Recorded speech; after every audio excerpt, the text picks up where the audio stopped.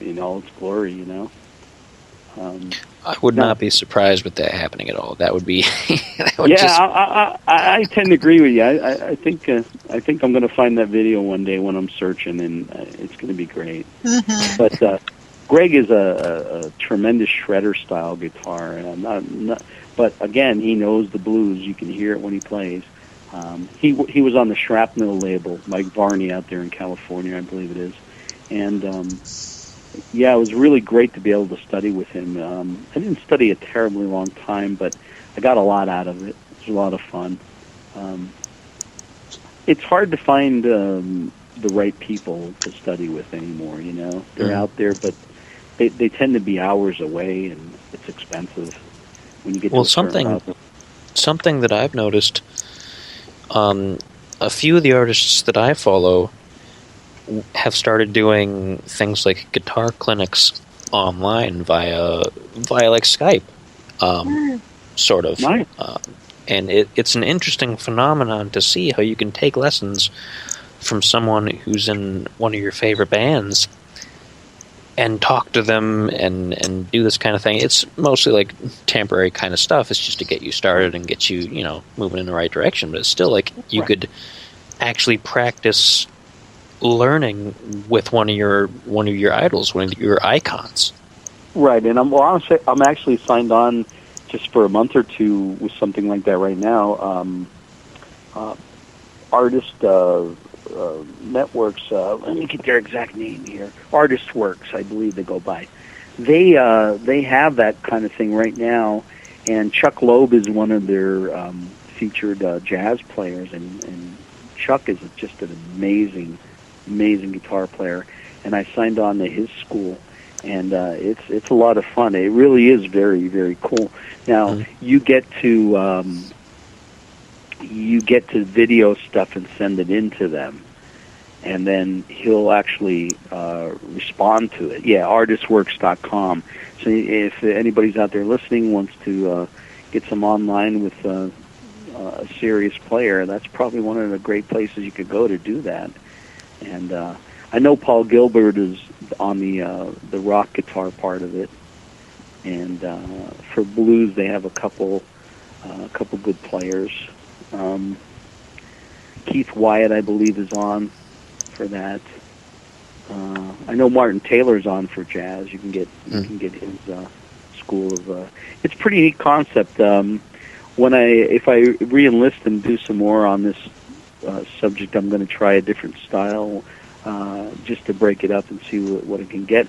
I find myself lately, I've been digging on the blues as it relates to the country genre. Yeah. And some of the a lot of your country greats, like your old style icons, like Johnny Cash, were definitely you could hear the blues in what they did. For sure. And like probably the quintessential player today, people in the know would probably agree, is Brent Mason. He is a cat in Nashville, and his studio credit list is like endless. You just keep scrolling and scrolling on the screen, and everybody. I mean, Brooks and Dunn, Alan Jackson. This guy plays with everybody. He's the gun to go to. You hire him, he plays the most beautiful guitar work you ever want to hear, and then it's up to you to find somebody to take on tour with you that can live up to the standard and do it.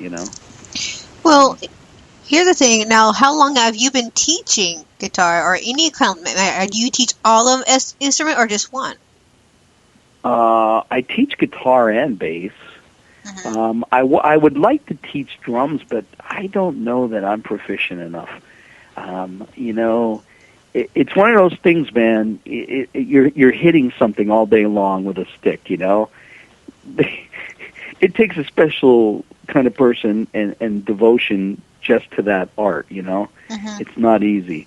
But I do the guitar and the bass lessons. And I've probably been teaching, well, by the time I was, I think, 16, I had already started because, like I say, I used to go to Joe's house, and I wasn't even old enough to drive when he had his lessons. So 30-some years, I guess, maybe. Almost 40 now, maybe 40. Well, now you say you play the horns. Do you teach that too? The horns? Well, I thought you play the horns. Yeah, no, I'm not good enough to teach it. Okay. But my whole reasoning with the horns, though, was to just to learn about that instrument and how it works, and also to understand how to read, because the music, the clefs that you read, the different clefs, like treble clefs, bass clef, C clef, all that, it's different for different instruments, and understanding that when you're working with people is really important. It really helps. Like when I work with the horn section, I had a little bit more knowledge and was able to communicate with them much better. I didn't come off as just some dumbass trying to do a horn line, I hate when that happens. Yeah, I love teaching. I mean, it's really gratifying when you have a young person and they're getting it and they're actually showing insane good talent. And it's also gratifying when you got the one who is barely getting it, but they're trying their hardest and they actually do get it on a small level. And those are two extremes, but they're the reasons why it's great to be a teacher.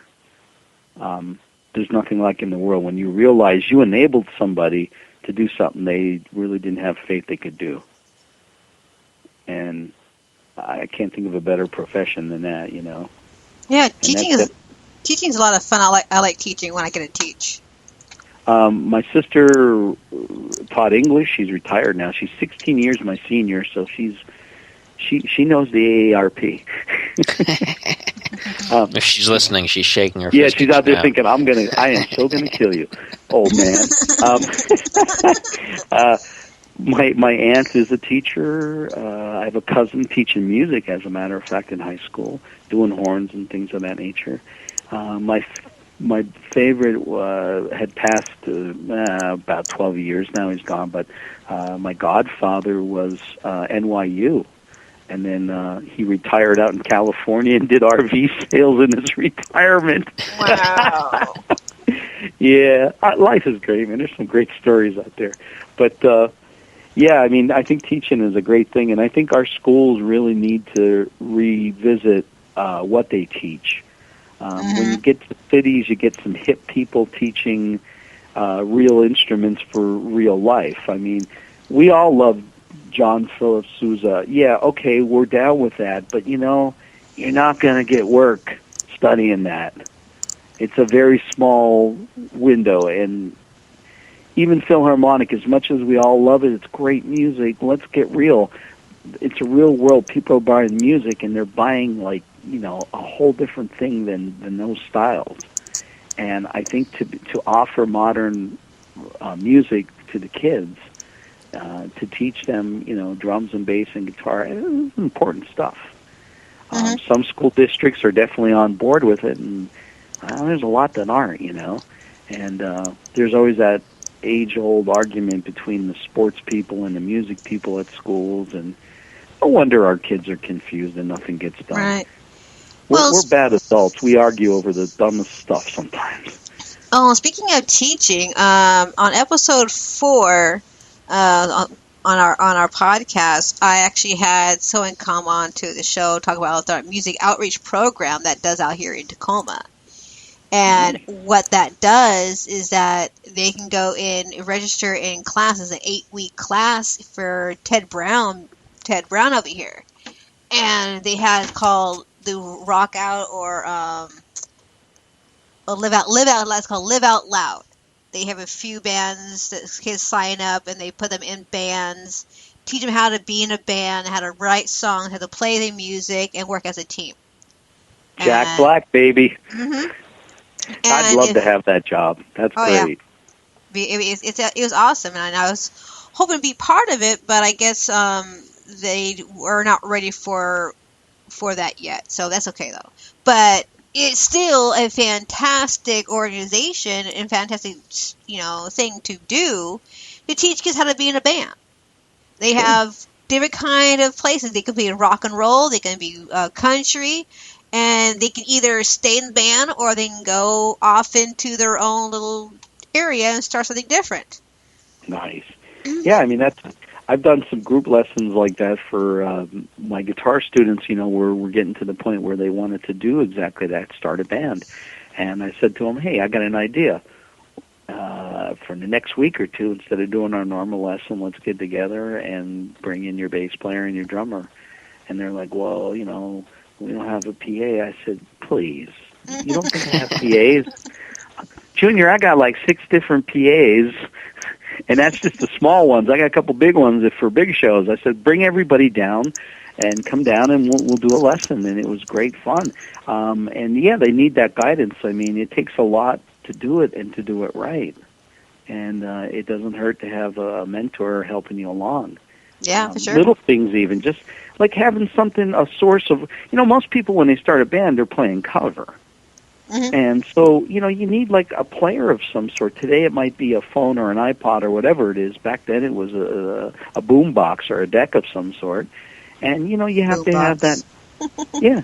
You need your music there so you can reference what you're trying to do. Put in your Prince CD and say, hey, this is what we're trying to, emulate here. This is what we should sound like. And you need writing utensils and, things that you can, mark stuff down. And it doesn't hurt to record yourselves either. That's a big one, setting up something and just recording and playing it back. You can hear how you were doing. Because it's hard to tell when you're actually doing it. You're too absorbed into the moment. And later on, when you get to listen back, you're like, oh, boy, or hey, that was great, or whatever, Mm-hmm. Yeah, I totally agree. I mean, after our shows are done, I actually listen to see how well we've done and what we can do to improve. So there you go. Take your notes, right? Exactly. Mm. Yeah.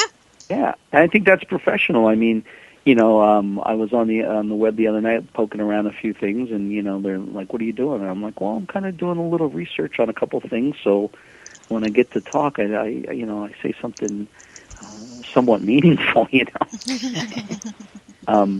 Professionalism counts all the time. Absolutely.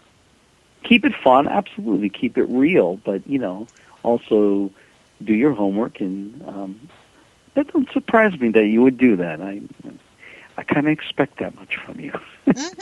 And thank you. As a guest, that's a good thing. We appreciate having someone at home who isn't going to crash the ship, Oh, no, I'm not crashing it yet, man. We're still young.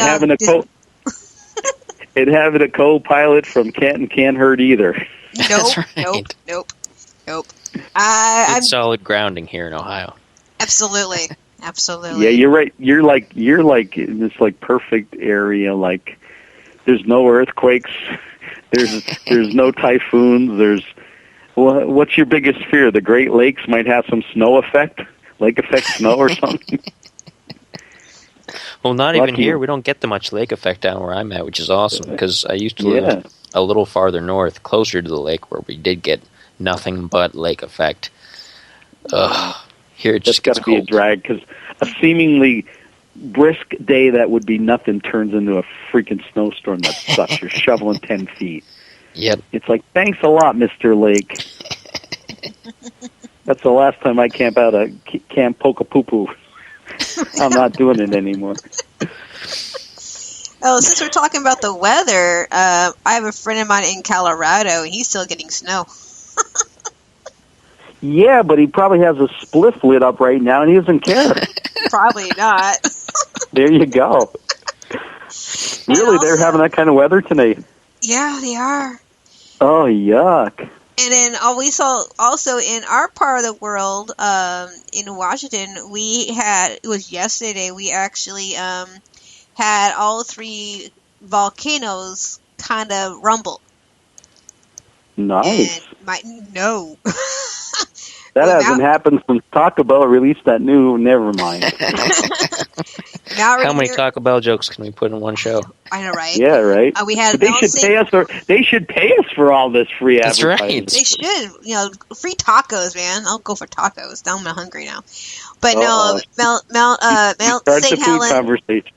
You know, Yeah. Mount St. Helens started rumbling, and then Mount Hood and Mount Rainier started to rumble, and Mount Rainier hasn't really rumbled for quite some time. So we're just like, please don't blow yet, don't blow yet. Sympathetic rumble. There you go. Yeah. Nature mimicking music.